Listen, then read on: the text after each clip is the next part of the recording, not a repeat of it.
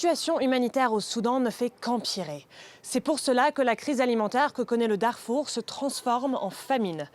La ville assiégée d'Al-Fashir est particulièrement touchée, avec une famine déclarée dans un camp abritant 500 000 personnes déplacées. Dans ce contexte désespéré, un habitant qui s'appelle Mohamed et que nous suivons depuis des semaines a fui cette ville d'Al-Fashir. Il nous a envoyé une vidéo pour alerter sur une possible aggravation de la situation.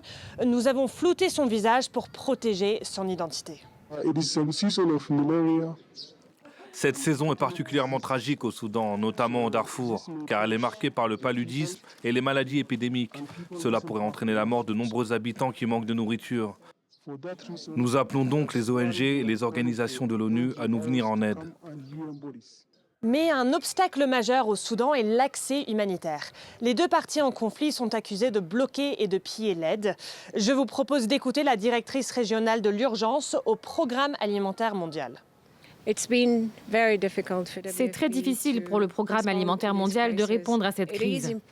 Il est important que nous obtenions tout le soutien possible pour pouvoir accéder à ces personnes. Nous ne voulons pas que la famine s'étende à d'autres régions du pays. De nombreuses tentatives de négociation de paix ont eu lieu, mais jusqu'à présent, toutes ont échoué. L'ONU devrait organiser la semaine prochaine à Genève des pourparlers de paix. Les dirigeants des deux parties en guerre ont été invités pour discuter, une fois de plus, d'un éventuel cessez-le-feu.